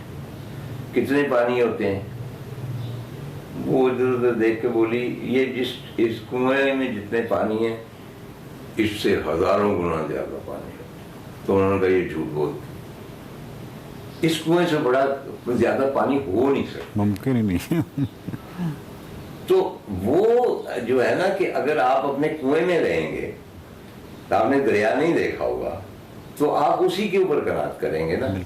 और सूफी जो है वो कायनात पूरी पर मुहित होता है, उसका थॉट प्रोसेस जो है, वो जब तक उस कायनात में घूमता फिरता नहीं, उसको एक्सपीरियंस नहीं करता, उसकी डेप्थ को नहीं पहुंच सकता। नाज़रीन, आप देख रहे थे निकले तेरी तलाश में, और हम बात कर रहे थे किताब मंतकुल तैर जदीद पर। तार साहब ने बड़ा ज़बरदस्त और बहुत ही तफसीली बात की है मंतकुल तैर जदीद पे। बहुत सारी उसकी जो जहतें हैं, बहुत ही खूबसूरत नावल है, आप ज़रूर पढ़िएगा। और अगली किस्त में, निकले तेरी तलाश में की अगली किस्त में किसी नई किताब के साथ हाजिर होंगे। उस वक्त तक के लिए अल्लाह हाफिज़। एक्सप्रेसो में आपको एक बार फिर से खुशामदीद। अब बात करेंगे कुछ खेल के हवाले से, और खेल में हम बात करते हैं क्रिकेट के हवाले से। तो कौमी टीम का जो दौरा है वेस्ट इंडीज है, इंग्लैंड से वनडे और T20 सीरीज में 6 में से 5 मैचेस में शिकस्त के बाद शाहीनों का वेस्ट इंडीज को हराने का ट्रैक रिकॉर्ड मिशन जारी है, और इस मिशन के लिए वो खास से पुरुमीद दिखाई दे रहे हैं। और बार बार जो कहा जाए, नेट सेशन में उनकी बॉलिंग और बैटिंग की कई घंटों तक प्रैक्टिस की जा रही है, और जो पिछली गलतियां थी उन पर काबू पाने की भी कोशिश कर रहे हैं। शाहीन अफरीदी अपनी कारकर्दगी को मजीद बेहतर करने के लिए और बेहतर दिखाने के लिए पुरज़्म है, कहा है कि जो गेंद की रफ्तार है उसको तब्दील करने से कामयाबी मिलती है। इमरान, मैचेस होने वाले थे पहले 5, बारबाडोस में खेला जा रहा है जी पहला मैच, और एक मैच की कुर्बानी दे दी पाकिस्तान क्रिकेट बोर्ड ने, ऐसा मैं कह रहा हूँ, ऐसा लग रहा है कुर्बानी दे दी, 5 से 4 कर दी। और कोविड में हमारी गलती तो नहीं थी, हमारी गलती अगर छोटी सी भी होती है तो उसका इतना बड़ा खुमियाजा होता है। पता नहीं हम इतने क्यों लीनियंट हो जाते हैं, दुनिया से क्या प्रेशर है हमें। खैर, कल 27 जुलाई के हवाले से तो आपको मालूम है कि स्केड्यूल तब्दील हो चुका है। कौमी टीम वेस्ट इंडीज के खिलाफ उसने 5 T20 खेलने थे, अब 4 खेलेगी। इस सारी सिचुएशन पे जरा बात कर लेते हैं। Senior sports analyst Mirza Iqbal Baig sahab हमें लाइव ज्वाइन कर रहे हैं, और उम्मीद है मिर्जा साहब आपकी ईद अच्छी होगी और आपने भरपूर तरीके से एंजॉय किया होगा ईद को। अब क्रिकेटिंग ईद हमारी खैर चली रही है, उम्मीद थी कि इंग्लैंड में हमारा बड़ा अच्छा ट्रिप जाएगा, बहुत ही बुरा गया। और अब वेस्ट इंडीज की जानिब हम जा तो रहे हैं, लेकिन वेस्ट इंडीज ने जो रीसेंट परफॉर्मेंसेस दी हैं, जो रीसेंट फॉर्म नजर आ रही है वेस्ट इंडीज की, वो बड़ी डेंजरस है पाकिस्तान के लिए। How you see this Mirza साहब? बहुत बहुत शुक्रिया अरमला और इमरान, और आप दोनों को भी अब तो बासी ईद हो गई, बहुत मुबारक हो, अच्छी गुजरी होगी। लेकिन यहाँ पे वहाँ हम लोगों ने कुर्बानी दी जानवरों की, यहाँ कुर्बानी देनी पड़ी हमें एक T20 मैच की। और उसकी वजह ये है कि ऑस्ट्रेलिया और वेस्ट इंडीज के दरमियान जो दूसरा वनडे इंटरनेशनल मैच होने जा रहा था, वो उसमें एक स्टाफ मेंबर का पॉजिटिव टेस्ट आ गया कोविड का, जिसकी वजह से वो पोस्टपोन हुआ, और अब वो कल होगा। तो अगर 26 जुलाई को मैच होता है और पाकिस्तान का 27 जुलाई को पहला T20 था, तो उसकी वजह से अब पाकिस्तान ने एक मैच की कुर्बानी दी, और 28 जुलाई से सीरीज परसों से, बुध से, और फिर उसके बाद 4 T20 है, 2 टेस्ट मैच है। अब मजे की बात यह है कि पाकिस्तान क्रिकेट बोर्ड ने एक टेस्ट मैच की कुर्बानी दी थी और 2 T20 इंटरनेशनल मैचेस का इजाफा कराया था, लेकिन उनमें से एक चला गया कि वर्ल्ड की तैयारी हो जाए। तो पाकिस्तान की टीम के नुक्ते निगाह से अच्छी चीज तो नहीं है। वेस्ट इंडीज की टीम फुल फॉर्म में है और पाकिस्तान के लिए मुश्किल। ठीक हो गया। अच्छा मिर्जा साहब, अब जरा पाकिस्तानी टीम की स्ट्रेंथ के हवाले से हम बात कर लें। इंग्लैंड में कुछ अच्छी कारकर्दगी हमें देखने को नहीं मिली। स्पेसिफिकली अगर हम T20 की बात करते हैं, टेस्ट मैचेस में तो हमारे प्लेयर्स का उस तरह से टेम्परामेंट भी हम बार बार कहते हैं नहीं है। ओपनर्स आउट होते हैं, उसके बाद लाइन लग जाती है आउट होने की, मिडिल ऑर्डर हमेशा की तरह नाकाम होता है। क्या लगता है पाकिस्तानी टीम को अब इस बार इस टूर पे, वेस्ट इंडीज के टूर पे क्या हिकमत अमली इख्तियार करनी पड़ेगी कि कहीं ना कहीं हमें लगे कि ये परफॉर्म करेंगे? देखिए अरमला, वर्ल्ड कप T20 नजदीक से नजदीक तरह आता जा रहा है। 17 अक्टूबर से टूर्नामेंट शुरू होगा मुत्तहिदा अरब अमारात में। अब चंद माह बाकी रह गए और मिसबाउल हक अपने हतमी कॉम्बिनेशन को अभी तक कोई फाइनल शेप नहीं दे पाए। समझ नहीं आ रहा कि मिडिल ऑर्डर में क्या होगा। जिस टीम में फखर जमान 5वें नंबर पर आता है, जो दिल खान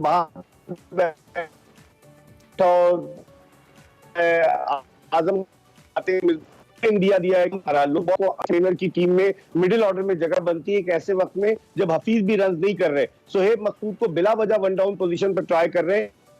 वो 4थे नंबर पर आए थे PASL में मुल्तान के लिए कॉम्बिनेशन करें बिफोर वर्ल्ड कप। अच्छा, वैसे मुझे जब अमला ने कहा ना क्या हिकमत अमली होनी चाहिए, मुझे लगा मिर्जा साहब कहेंगे कि इनको खेलना ही नहीं चाहिए। यही हिकमत अमली काम आ सकती है कि कोई रिजल्ट बेहतर आए, वरना तो मुश्किल ही लग रहा है। अच्छा मिर्जा साहब, खैर पॉजिटिव सोचना चाहिए, पॉजिटिव रहना चाहिए। हमने बहुत तनकीद, आपने भी बहुत तनकीद की जद में रखा क्रिकेट बोर्ड और खासतौर पर जो हमारे सिलेक्शन क्राइटेरियाज थे उनको लेकर, और लैपटॉप सिलेक्टर को बहुत ज्यादा आपने तनकीद का निशाना बनाया। क्या आप अब भी समझते हैं कि वही माइंडसेट चल रहा है, वही mindset Misbah and Waseem, Mohammad Waseem mindset prevail कर रहा है, चूंकि दोनों ओहदेदारान मौजूद तो हैं अपनी जगह पे, या इस हार से हमने कुछ सीखा है? आपको क्या लग रहा है फिलहाल? देखें, आप तो इस्लामाबाद चले जाते हैं तो रावलपिंडी में ही कहीं चीफ सिलेक्टर में, क्योंकि टीम जब जीतती है तो वो फौरन जो है टेलीविजन चैनल्स पर और मीडिया के सामने आ जाते हैं। आप बिल्कुल सही कह रहे हैं इमरान कि इनको सोचना चाहिए, इनको जो है अपनी जिम्मेदारियों को कबूल करना चाहिए। बहुत ज्यादा क्रिटिसिज्म। ठीक है मिर्जा साहब, आपकी ऑडियो का थोड़ा सा इशू आ रहा है, आपकी आवाज डिसॉर्ट हो रही है, आप उसको प्लीज काइंडली सॉर्ट कर लीजिएगा। कैमरे आप कंटिन्यू कीजिएगा प्लीज, आ रही है आवाज जी। एक तो हम न्यूजीलैंड में 5 में से 4 मैच हारे, इंग्लैंड में 6 में से 5 मैच हारे। तो जब भी गैर मुल्की दौरों पर जाते हैं हमारी टीम एक्सपोज हो जाती है। अपने घर के तो हम शेर यहाँ पर जी मिर्जा नहीं, there is something wrong with the audio. Mirza sahab अगर एक और ट्राई और कर लेते हैं, I hope we can get it. लेकिन हम बात करें वेस्ट इंडीज और पाकिस्तान क्रिकेट सीरीज के हवाले से, बड़ा मिल जाता अगर पाकिस्तान इंग्लैंड के खिलाफ कम से कम कुछ लेवल प्लेइंग हो जाता, थोड़ा सा ज्यादा मैच हम जीत जाते, लेकिन हम तो 6 में से 5 ही हार गए। मिर्जा साहब कैन यू हियर अस? अगर है तो प्लीज जारी रखिएगा। जी जी, आपकी आवाज आ रही है इमरान, मुझे आपको मेरी आवाज आ रही है? कहां जी, कंटिन्यू कीजिएगा अपनी बात को। मैं यही कह रहा था जो इमरान ने सवाल किया अरमला के, जिम्मेदारी कबूल करनी चाहिए चीफ सेलेक्टर को भी और उसके अलावा हेड कोच को भी। अब हेड कोच क्या कॉम्बिनेशन बना रहे हैं, बहुत तनकीद हो रही है। पाकिस्तान क्रिकेट बोर्ड छुरियां तेज करके बैठेगा तनकीद से बचने के लिए कि जब ये वापस आए तो क्रिकेट कमेटी के सामने इनको पेश किया जाए। नशिस्तन गुफ्तन बर्खास्तन वाली बात होगी। अब देखें क्या होता है, लेकिन मायूस बहुत है। क्रिकेट बोर्ड वाले भी मायूस है, शायद क्रिकेट भी मायूस है और साबिक टेस्ट क्रिकेटर्स भी मायूस है टीम की इस कारकर्दगी से। मुख्तसरन हमें बारबाडोस और खास तौर पे वेस्ट इंडीज की कंडीशंस के हवाले से बता दीजिएगा। पाकिस्तानी बॉलर्स बैट्समैन के लिए कैसी कंडीशन रहेंगी वेस्ट इंडीज की? देखिए इमरान, जमैका की जो विकेट है वो तेज होती है, बारबाडोस की बैटिंग विकेट होगी और थोड़ा सा लोग कह रहे हैं कि स्पिनर्स वहां पर अपना रोल प्ले कर सकते हैं। अब वो बात नहीं रही जब वेस्ट इंडीज की जो पेस बैटिंग हुआ करती थी, जिसे हम काली आंधी कहते थे, अब वो बात खत्म हो गई। तो लगता है कि थोड़ा सा स्पिनर्स को मदद देगी, लेकिन बैट्समैन स्पिनर्स के लिए हेल्पफुल होगी ये विकेट। बहुत शुक्रिया मिर्जा साहब कि आपने अर्ली इन द मॉर्निंग किया। पाकिस्तान और वेस्ट इंडीज़ के खिलाफ जो आपस में जो सीरीज़ होने वाली है उसमें क्या कारकर्दगी रहेगी इस पर हम बात कर रहे थे, और उम्मीद तो यही करते हैं कि जिस तरह से मैचेस हम डिसअपॉइंटमेंट हमें इंग्लैंड में हुई उस तरह की डिसअपॉइंटमेंट हमें इस सीरीज़ में देखने को ना मिले और पाकिस्तानी टीम अच्छा परफॉर्म करे, क्योंकि T20 तो इनका फॉर्मेट है। टेस्ट के हवाले से कुछ जो कह लें हम एक्सपेक्टेशंस नहीं रख सकते, लेकिन स्टिल मेक श्योर कि पाकिस्तानी टीम परफॉर्म करे। सीनियर पर एक ब्रेक लेंगे, ब्रेक के बाद हाजिर होंगे। आप देखते रहिए एक्सप्रेसो।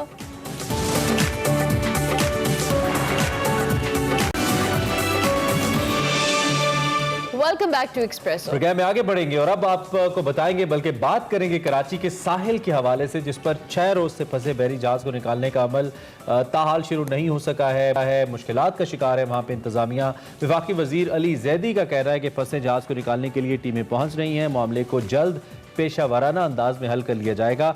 बहरी जहाज से जो तेल का रसाव है उससे बचने के लिए इंतजाम कर लिए गए हैं, ये मिनिस्टर साहब का कहना है। बिल्कुल, इसके साथ साथ KPT मेरीन पोल्यूशन कंट्रोल और पोर्ट के सिक्योरिटी एहलकार 24 घंटे तैनात हैं। उधर तर्जुमान KPT के मुताबिक समंदरी आलूदगी के इंसदाद का शोबा फंसे जहाज के गिर्द हिफाजती इकदाम के लिए मुतहरिक है। हैवी साजो सामान से less marine pollution rapid response का अमला जहाज की तरफ चारों तरफ तैनात कर दिया गया है। टीम 24 घंटे निगरानी कर रही है और हवा के रुख को मद्देनजर रखते हुए जो मुमकिन तेल के रिसाव से निमटने के इंतजाम भी कर लिए गए हैं। साहिल पर तेल के रिसाव के लिए एरिया मखसूस कर दिया गया था, लेकिन ताहाल ताज़ा तरीन सिचुएशन क्या है, अभी तक क्या इकदाम हुए, टीम्स पहुंची हैं या नहीं पहुंची, रेस्क्यू किस तरह से किया जाएगा, इसी हवाले से हमारे नुमाइंदे काशिफ हुसैन हमारे साथ मौजूद हैं। Kashif, thank you very much कि आपने ज्वाइन किया। लेटेस्ट अपडेट्स क्या हैं इस हवाले से? इंतजामिया अमले पहुंच चुके हैं या प्रॉपर इकदाम शुरू हो चुके हैं? देखिए, जब भी दुनिया में इस तरह का कोई वाक़या आता है और कोई जहाज़ किसी बंदरगाह पे फंसता है तो इंटरनेशनल मैरीटाइम ऑर्गेनाइजेशन के जो बैनुल-अक़वामी कवानीन है उसके मुताबिक वो ऑपरेशन किया जाता है। पाकिस्तान के पास क्योंकि इस किस्म की कोई हैवी इक्विपमेंट टग बोट नहीं थी जो कि इस तरह के रेतीले पानी में से जहाज़ को निकाल सके, इस वजह से ये ऑपरेशन नहीं हो सका। आज छठा रोज़ है, लेकिन कल रात 11 बजे दुबई से ख़ास तौर पर सॉल्वेज टग्स मंगवाए गए हैं। यहाँ पर एक टग पहुँच चुका है। ये ताकतवर टग जहाज़ को पानी की तरफ खींचे और ये ऑपरेशन आज दोपहर 12:30 से 12:45 बजे के दरमियान शुरू होने का इम्कान है। जो माहिरीन यहाँ पर पहुंचे हैं उनकी रात को मुलाकातें हुई हैं, सुबह सवेरे भी उन्होंने इस जगह का मुआयना किया है। इस वक्त कराची पोर्ट ट्रस्ट, KPT और जो गैर मुल्की माहिरीन हैं उनकी मुश्तरका टीमें जो हैं वो इस ऑपरेशन के लिए तैयारियां कर रही हैं। प्लान ये बनाया गया है कि जब 12:30 से 12:45 बजे के दरमियान हाई टाइड होगी, यानी कि 3 फीट तकरीबन 3 मीटर ऊंची जब लहरें यहाँ साहिल से टकराएंगी, उस दौरान पानी की सतह कुछ ऊपर होगी और जहाज़ यकीनन हल्का होगा। उस दौरान इस जहाज़ को निकालने की कोशिश की जाएगी। इस जहाज़ को निकालने के दौरान सबसे बड़ा खदशा यह है कि खुदा न खास्ता हमारे इस साहिल को, जो कि कुदरत की तरफ से एक हसीन तोहफा है पाकिस्तान के लिए, इस जहाज़ से मुमकिन तौर पर अगर हादसा हुआ और वो जहाज़ से तेल यहाँ पर फैला है, जो कि जिस तरह 2003 में एक जहाज़ बिल्कुल इसी मकाम पर फंसा था, तस्मान स्प्रेड का वाक़या हुआ था, जिससे बहुत बड़ा एरिया समंदर साहिल पर आलूदगी का शिकार हुआ था। लेकिन इस वक्त जो KPT के हुकाम है और खासतौर पर मैरीन पोल्यूशन कंट्रोल डिपार्टमेंट है, उसने अपनी हिकमत अमली मुकम्मल कर ली है। कल से यहाँ पर इल्जाम किए जा रहे हैं तकरीबन 400 से 500 मीटर का रकबा है साहिल का, ये पहले ही आलूदा है। यहाँ पर DHA का वेस्ट जाता है जो कि ट्रीटमेंट के बाद समंदर में गिराया जाता है। DHA का वेस्ट यहीं पे आता है। अच्छा काशिफ, मैं आपसे ये जानना चाहूंगा कि ये 3 साल जब से तहरीक इंसाफ की हुकूमत आई और अली जैदी साहब जब टाइम अफेयर्स के मिनिस्टर हैं, ये उनके इस दौर का ये पहला, अगर मैं कहूँ बड़ा इस तरह का कोई वाकया है तो गलत नहीं होगा। तो इससे काफी हद तक हमें ये भी अंदाजा होगा कि इस टाइम जो मिनिस्ट्री ऑफ मैरीटाइम्स है उसकी तैयारी क्या है। तो क्या कोई ऐसा लेटेस्ट इक्विपमेंट अब तक प्रोक्योर नहीं किया गया जो कि इस किस्म के हादसे से निमट सकता, और क्या हमारे पास इसकी कोई हिकमत अमली है या महज हम UAE से आने वाले टग की जानिब देख रहे हैं? इस हवाले से आपका क्या तज्जिया, आप क्या देख रहे हैं ऑन ग्राउंड? देखिए, कराची की जो बंदरगाह है उसमें KPT का बड़ा रोल है। वो लैंडलॉर्ड है और काफ़ी सारी बर्तें उसके पास हैं, लेकिन उसके बावजूद जो 2 से 3 टर्मिनल हैं वो प्राइवेट टर्मिनल ऑपरेटर के पास मौजूद हैं। हमारे पास टेक्नोलॉजी की कमी नहीं है, हमारे पास महारत की भी कमी नहीं है, लेकिन बात है तरजीहात की। इतनी बड़ी इन्वेस्टमेंट अगर सॉल्वेज टग के ऊपर करके हम छोड़ दें और वो सॉल्वेज टग साल में या 10 साल में एक मरतबा इस्तेमाल हो तो वो इन्वेस्टमेंट ज़ाया हो जाती है। हमारे पास बहुत फाल ताकतवर क्रेनें और टग बोट्स मौजूद हैं, लेकिन वो जो पोर्ट के रूटीन के ऑपरेशन होते हैं उसके लिए इस्तेमाल की जाती है। इस वक्त भी जो 5 रोज के दौरान कोई यहाँ पर रेस्क्यू ना होने की बड़ी वजह यही थी कि कराची पोर्ट के पास जो ताकतवर टक्स मौजूद हैं, अगर उनको पोर्ट के ऑपरेशन से हटाया जाता और चंद घंटों के लिए भी इस जहाज की तरफ लाया जाता तो हमारी कराची पोर्ट की जो बंदरगाह है वहाँ से जहाज़ों की आमदोरफ्त मुअत्तल हो जाती। इस पोर्ट ऑपरेशन को जारी रखने के लिए जरूरी है कि कराची पोर्ट की जितनी भी मशीनरी है, इक्विपमेंट है, वो कराची पोर्ट के ऑपरेशन के लिए इस्तेमाल किया जाए। जहाँ तक बात यह है कि इस तरह के वाकयात के लिए हमारे पास इंतजाम हैं या नहीं है, जाहिर सी बात है पाकिस्तान खासतौर पर कराची जो बंदरगाह है वहाँ पर इस तरह के वाकयात तसलसल के साथ पेश नहीं आते। ये एक महफूज बंदरगाह है, इस तरह के वाकयात नहीं होते, तो इस तरह की हैवी मशीनरी हमारे पास रखना मेरे ख्याल से मुनासिब नहीं है। काशिफ साहब, साथ साथ हम जिस तरह से बात कर रहे थे कि जिस तरह से यहाँ पर ये शिप फंसा है उसमें ऑयल है और बहुत बड़ी तादाद में ऑयल मौजूद है, खुदा न खास्ता इस ऑपरेशन के दौरान कुछ लीकेज होता है, उसके हवाले से इकदाम क्या हैं? क्योंकि ऑब्वियसली फिर ये आलूदगी का एक बहुत बड़ा फैक्टर ऐड हो जाएगा। जी बिल्कुल, कराची का साहिल ख़ास तौर पर बहुत ज़्यादा आलूदगी का शिकार है। तकरीबन रोज़ाना इसमें 5 मिलियन गैलन जो है आलूदा पानी पूरे शहर का सीवरेज यहाँ पर गिरता है।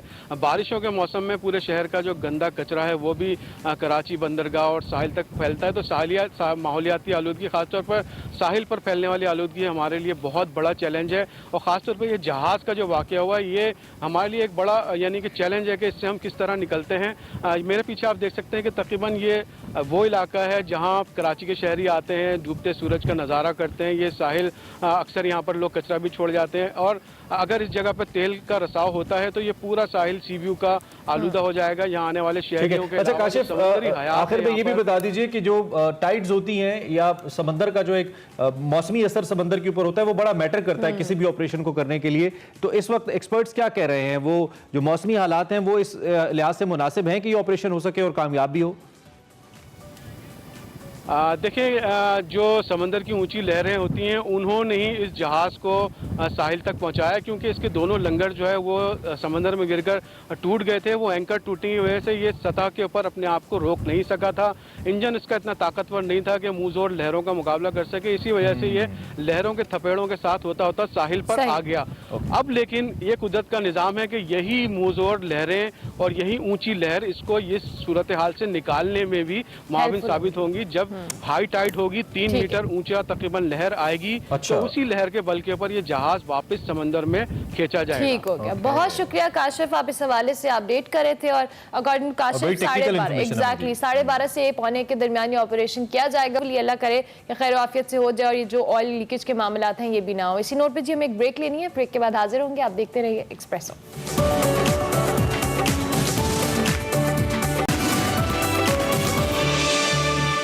Welcome back to Expresso. हम बहुत दिनों से ना जो कह ली ईद के बाद खाया पिया, अच्छे खासे बारबेक्यू उड़ाए, तो अब हम खुशी को मिस कर रहे थे और हमने सोचा कि खुशी को सेट पे बुलाया जाए और एक्सरसाइज जानी जाए। तो खुशी एक दिन से वैसे कुछ होगा नहीं, बहरहाल चला कोई गल नहीं, आपको नहीं होगा। खुशी क्या बताने वाली है? Welcome. Thank you, Armila. It's good to be back after a long time. और I know you guys be missing me. I'm missing you guys as well. So आज हमने HIIT वर्कआउट करना है जिसमें हम 45 सेकेंड एक्सरसाइज करेंगे, 10 second rest करेंगे और उसमें हमने एटलीस्ट 4 to 5 राउंड्स करने हैं। For intermediate level 3 rounds and for advance level for beginners 3 rounds and for intermediate level 4 to 5 rounds. So first exercise would be with dumbbells. Okay, थोड़ा सा mat को आगे कर दो. We need a pair of dumbbells. Okay, what are we going to do? We're going to put dumbbells on the ground, jump back to plank position, jump back to squat position and do bicep curls. Head to heel in one line in plank position, jump back to starting position and bicep curls. Okay, second exercise we'll do with the dumbbells as well.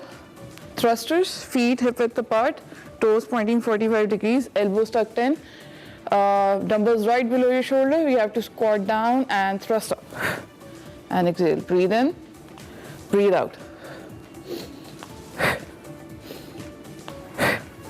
Third exercise is on the ground.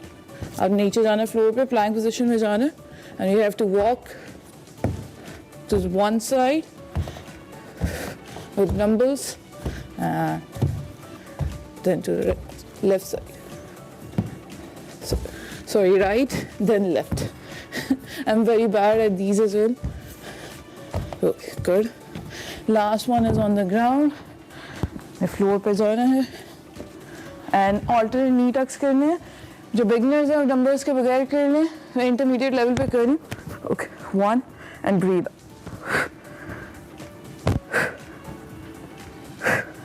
Okay, beginner level floor पे भी रख सकते हैं legs.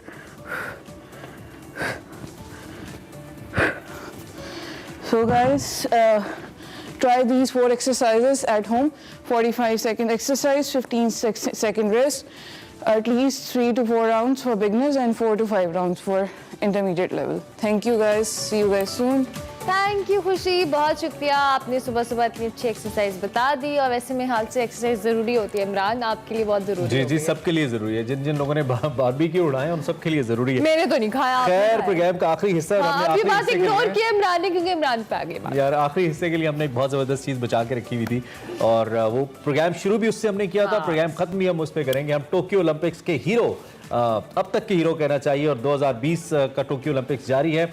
हम तलहा तालिब की बात करें जिनका ताल्लुक गुजरावाला से है. एक आम से नौजवान, वाइल्ड कार्ड पे एंट्री करने वाले पाकिस्तानी नौजवान वेट लिफ्टर. उन्होंने तारीख रकम कर दी है. टोक्यो ओलंपिक्स 2020 में इतवार के रोज 67 किलोग्राम कैटेगरी के लिए जो मर्दों के मुकाबले थे वो मुनक्किद हुए, जिसमें जैसा कि मैंने आपको बताया गुजरावाला से ताल्लुक रखने वाले तलहा, उन्होंने भी हिस्सा लिया और उनके मुकाबले में मजमूई तौर पर उनका 5वां नंबर और सिर्फ 2 किलो के फर्क से वो गोल्ड मेडल नहीं ले पाए. वो स्नैच में दूसरे नंबर पर रहे. तलहा तालिब 320 किलोग्राम वजन उठाकर 5वें नंबर पर आए और गोल्ड मेडल तो उन्होंने नहीं जीता, लेकिन दिल कम से कम पाकिस्तान. बिल्कुल. बात करें इस मुकाबले में, चीन ने 67 किलोग्राम कैटेगरी में नया ओलंपिक्स रिकॉर्ड बनाया और इसके साथ साथ बात की जाए 332 किलो वजन का जो वजन उठाया किलो, और उसके बाद गोल्ड मेडल जीता चाइना ने. लेकिन उसके साथ साथ कोलंबिया ने भी चांदी का तमगा जीता और इटली ने भी जो मेडल जीता. लेकिन इसके साथ साथ तलहा के हवाले से हम बात बता रहे हैं कि इन्होंने मेडल तो कोई नहीं जीता, लेकिन इन्होंने दिल वाकई जीते इमरान.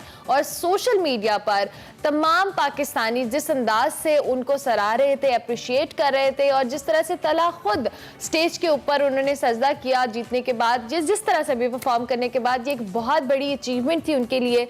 जिस तरह से इमरान ने आगाज में भी कहा कि वाइल्ड कार्ड एंट्री पे आने वाले, और उसके बाद उन्होंने इसमें सिर्फ 2 केजी. एक और बात तो बताने दें, इनको कोई फॉर्मल सपोर्ट हासिल नहीं थी. अपनी विल के ऊपर ट्रेनिंग करते रहे, घर पे ट्रेनिंग करते रहे, लोकल जिम्स के अंदर ट्रेन हुए, किसी किस्म की सपोर्ट के बगैर गए और छा गए. और ये पाकिस्तान के 4 टाइम नेशनल चैंपियन भी हैं. सैफ गेम्स के अंदर भी मेडल विन कर चुके हैं. लेकिन हम अफसोसनाक बात है हम सब के लिए कि हम इससे पहले इनका नाम भी नहीं जानते थे. We know the cricketers, C class cricketers को भी हम जानते हैं, लेकिन ऐसे चैंपियंस को हम नहीं जानते और नहीं समझते. कल शादाब खान ने कल एक ट्वीट किया और उसके बाद उन्होंने कहा कि हमें इस तरह के लोगों को, इस तरह के स्पोर्ट्समैन को अप्रिशिएट करने की, उनके साथ कॉन्ट्रीब्यूट करने की भी जरूरत है.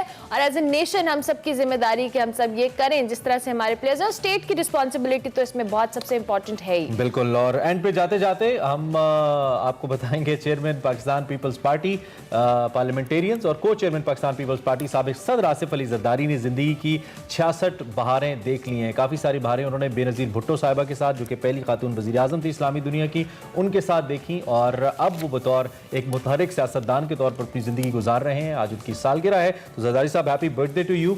जो उनके चाहने वाले हैं उनको यकीनी तौर पर आज मुबारकबाद के पैगामात भेज रहे होंगे. And in the end corona once again it's getting, बहुत ख्याल रखें, वैक्सीनेशन करवाएं, SOPs फॉलो करें, इंडोर आउटडोर डाइनिंग पे थोड़ा अर्सा परहेज कर लें, कोई बात नहीं. जब कोरोना चला जाएगा खुलकर पार्टी कीजिएगा. इसी नोट पर हम आपसे इजाजत लेंगे. इंशाल्लाह आपसे हमारी मुलाकात होगी कल. फीडबैक हमारे सोशल मीडिया हैंडल्स पे आपने लाजमी देना है. मंडे का दिन है, अब पूरा हफ्ता आपके साथ रहेंगे और पार्टी करेंगे. Till then take good care of yourself. अल्लाह हाफिज.